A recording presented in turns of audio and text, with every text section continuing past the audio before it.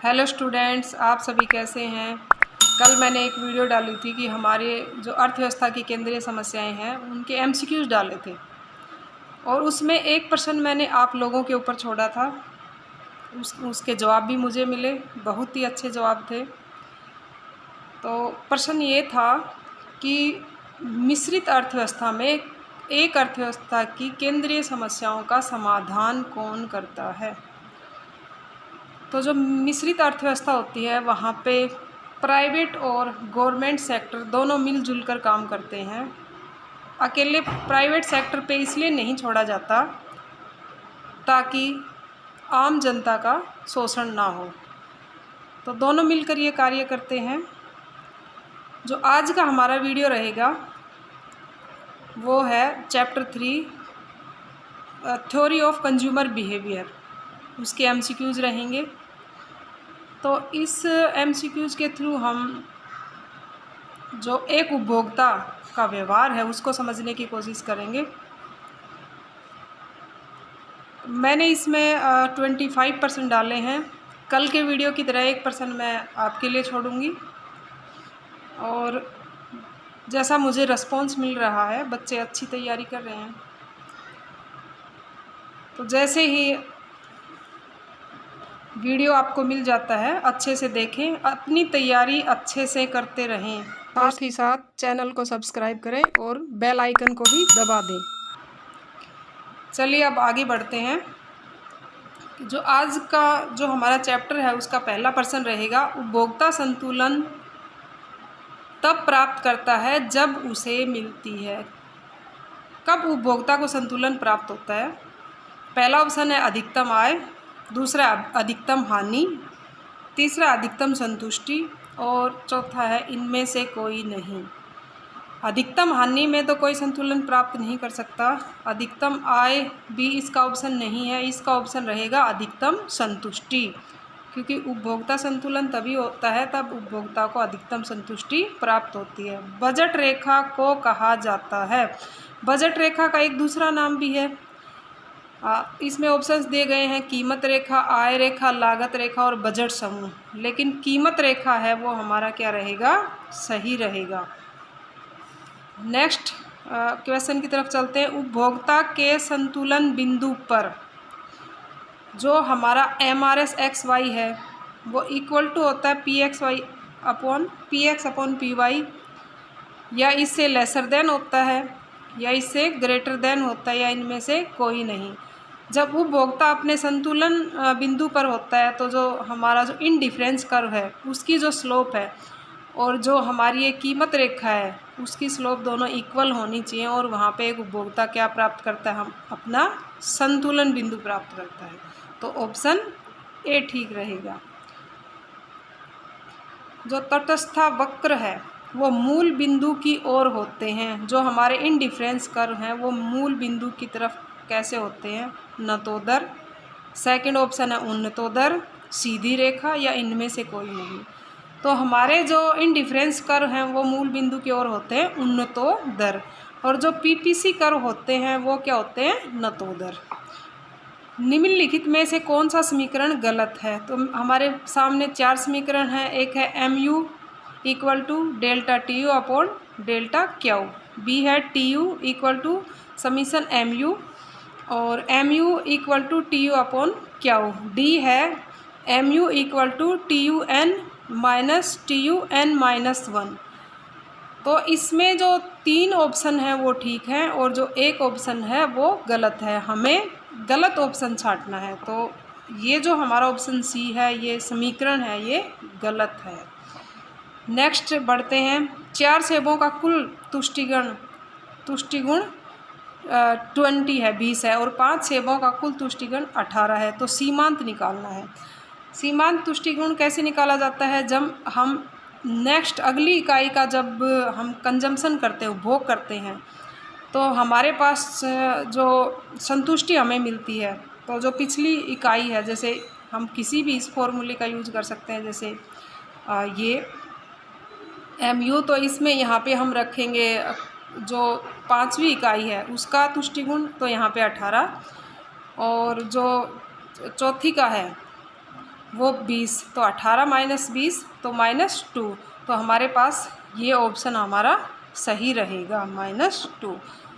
जो ये डेल्टा जो बना हुआ है त्रिकोण टाइप का, जिसको हम हिंदी में डेल्टा बोलते हैं, तो ये कौन सी भाषा का शब्द है? ग्रीक भाषा का।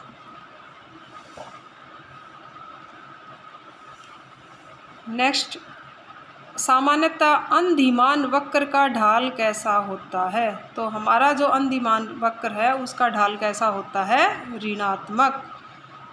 बजट रेखा होती है, कैसे होती है? नीचे से ऊपर की ओर? नहीं, गलत है। उन्नतोदर? नहीं। नतोदर? नहीं, सीधी। हमारी बजट रेखा कैसी होती है? सीधी होती है। सामान्यतः प्रतिस्थापन की सीमांत दर घटती है, बढ़ती है, स्थिर रहती है, या इनमें से कोई नहीं? तो प्रतिस्थापन की सीमांत दर हमारी घटती है, क्योंकि जब हम एक वस्तु की मात्राएं छोड़ने लगते हैं दूसरी वस्तु के लिए, तो एक समय ऐसा आता है धीरे धीरे करके कि हम उस वस्तु की कम मात्राएं छोड़ना चाहते हैं। सीमांत उपयोगिता हो सकती है। हमारी सीमांत उपयोगिता कैसी कैसी हो सकती है? धनात्मक, ऋणात्मक, शून्य, उपरोक्त सभी।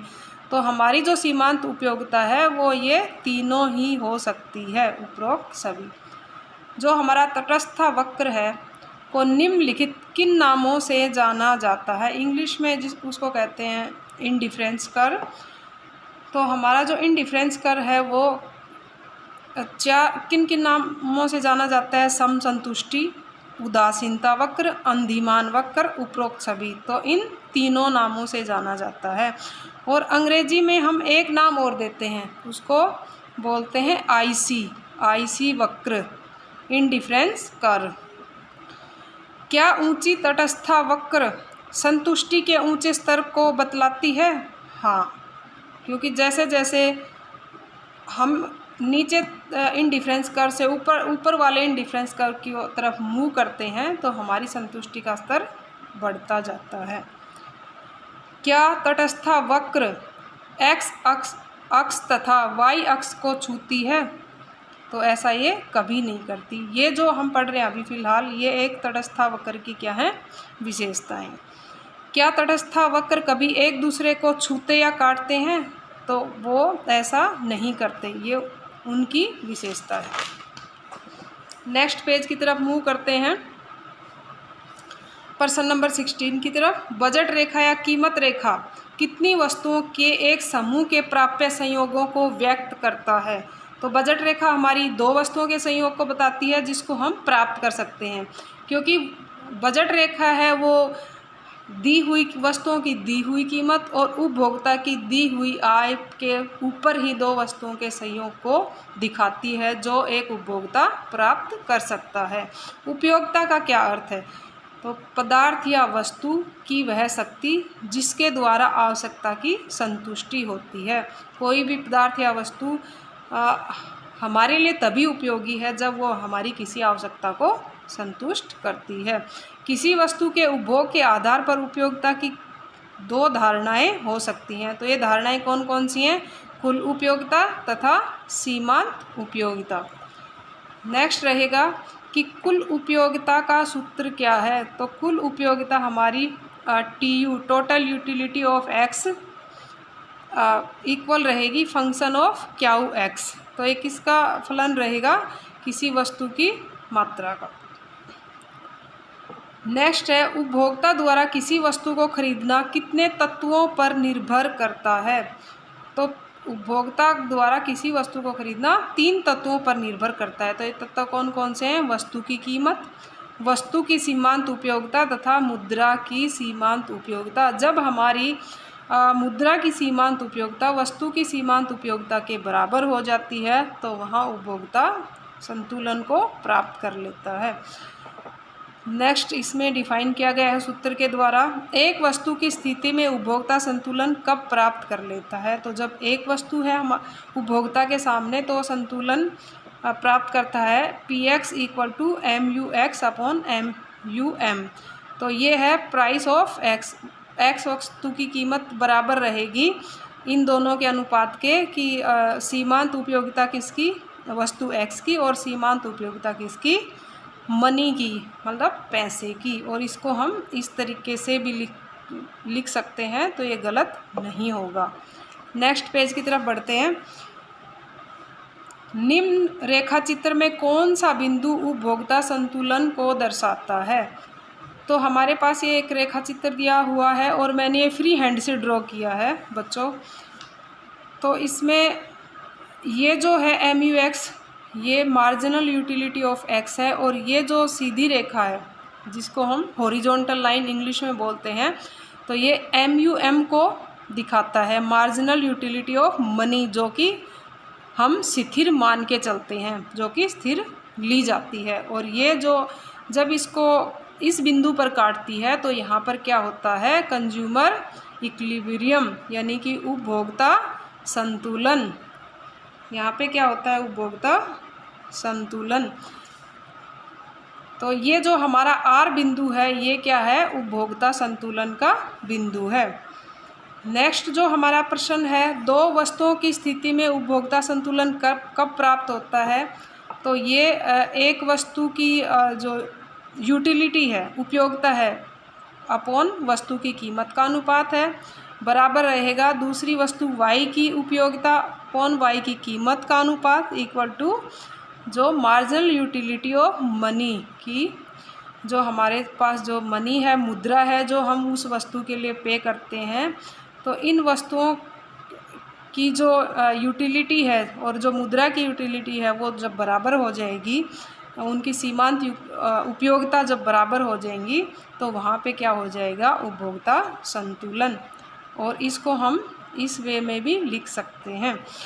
नेक्स्ट रहेगा, क्या मुद्रा की सीमांत उपयोगिता स्थिर रहती है? तो हाँ, मुद्रा की सीमांत उपयोगिता को समान मान लिया जाता है, ताकि हम जो हमारा ये उपभोक्ता संतुलन है या जो उपभोक्ता का बिहेवियर है उसको स्टडी करते हैं, तो ये कॉम्प्लिकेटेड ना बने, तो हम जो मुद्रा की सीमांत उपयोगिता को समान मान लेते हैं।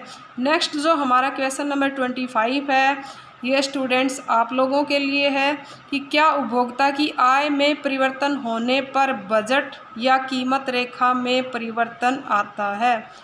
तो ये आप लोगों के लिए क्वेश्चन, इसका उत्तर जल्द से जल्द दें।